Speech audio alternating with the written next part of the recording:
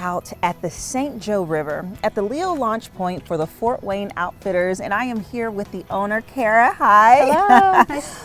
Yes, nice to have see you here. Absolutely. So a lot of people may not know everything that they can do out on the water or what all of these boats are for. So can you kind of describe the equipment that you rent here? Sure.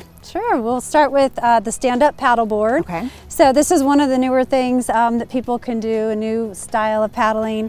And just like it sounds, you stand up on the board, a little bit longer paddle. It looks like a canoe paddle, but longer, and just paddle side to side. A lot of people are intimidated by it because they're standing up. You got to balance. But usually once you start moving, it's really well balanced and it's very easy to use. I have a question. Do a lot of people fall in the water? Not usually. And I'll tell you a little bit about, so with the Outfitters, we purposely choose styles that are more stable, that are easier for beginners. There are some stand-up paddleboard versions that are way faster that you can race with, and they're not as stable. But what we use for the people that rent, because most people are usually new to it, we start out with equipment that's a little bit easier to use and more stable. Okay, perfect. So the next one we have here, this is a canoe, and so the seats are up a little bit higher. So your center of gravity or weight is a little bit higher off the boat. There's plenty of room in the middle if you wanted to take a small child. It's so big. It's so much bigger than I assumed it would be. Yeah. So there's a lot of space for gear. So if you were going on a longer trip, usually though we limit it to 2 adults and a small child that's under 80 pounds. We want to keep it safe and not have too much movement with different weights around. So yeah, that's the canoe. And then the kayak, the difference is with the kayaks, you're sitting right down on the boat. So your weight is lower, which can make it more stable. So, in the canoe, if you had somebody leaning over the side, it can be a little tippier. The kayak, though, your weight's right against the bottom. This one is a sit on top, so you can see your feet aren't sliding into something. It's a little less intimidating for beginners because they feel like, I can get out easy if I need to. And this one has a nice molded seat into it, so it's real comfy. And I love the colors. Look at this. They're so colorful and so beautiful. We always beautiful. pick the tie-dye colors because they're just fun to see. And it's really visible for boats that are out there that might come across a kayak as, hey, I can see that from a long distance. Yeah, well, that's great. Well, I'm excited to get some lessons. Great, let's go.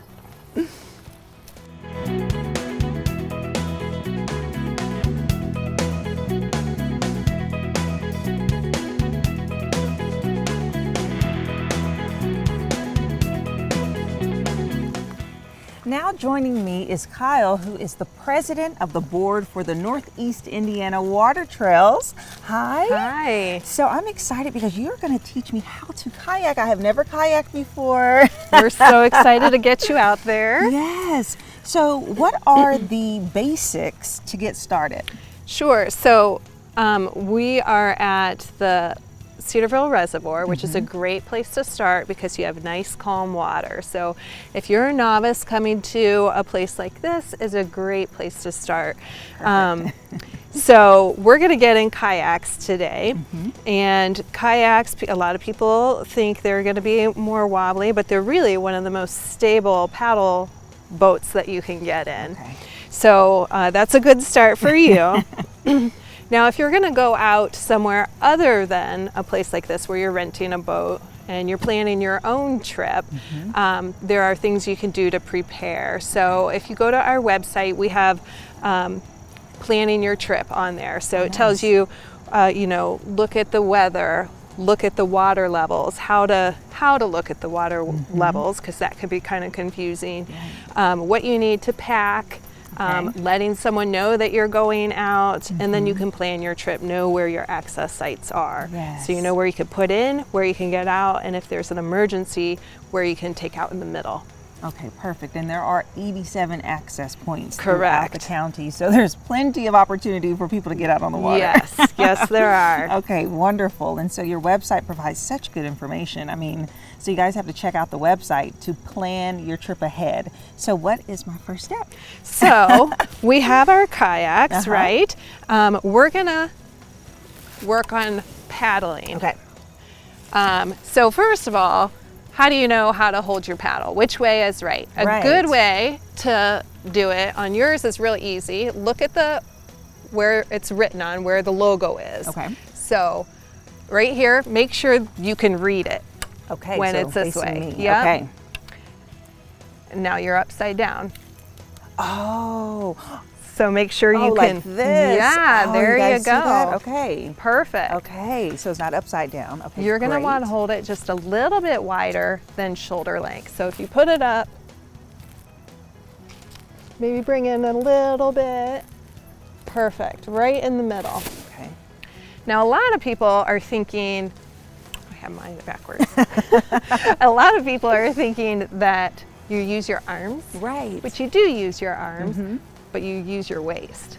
Oh. That way your arms aren't getting tired as you're out there. Yes. So you're using a little bit of both. Okay. Right? So you're going to paddle you with your waist, with your arms. Makes for a good ab workout. It does. It does. And then what is the key to staying balanced while I am out there? Keep yourself centered. Okay. So when you see that fish go by, don't go like this. Because we go, whoop, Yes. join that fish right in the water. That's right. Okay, great. So we keep our core tight, we paddle, and you're going to join me Yes. on the water. Yay. Yes, I'm All right, excited. let's get started.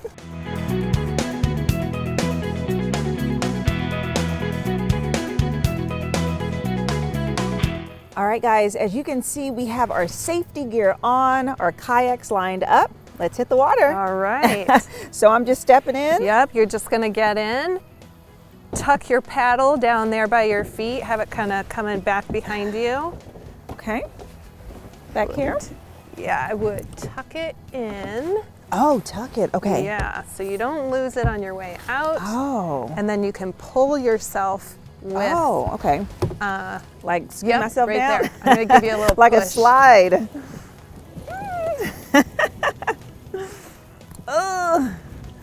Takes a lot of strength.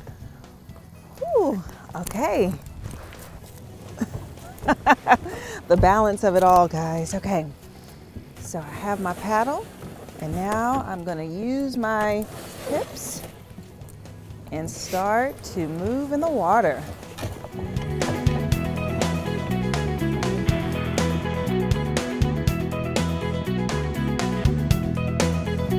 So Kyle, how long does one kayak? Like how long do you paddle out on the river?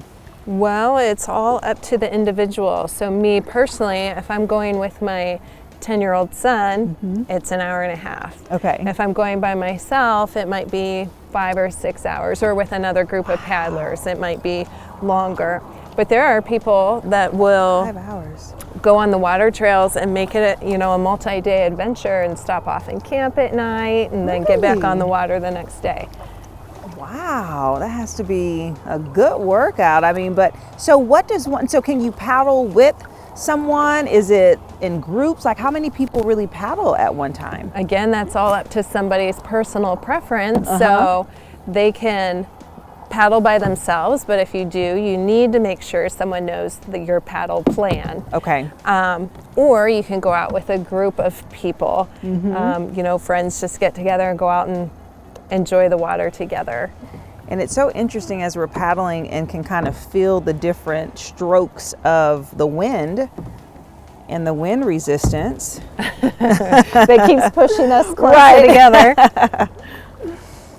Yeah, so it is very, I mean, once you get the hang of it, like we are kayaking.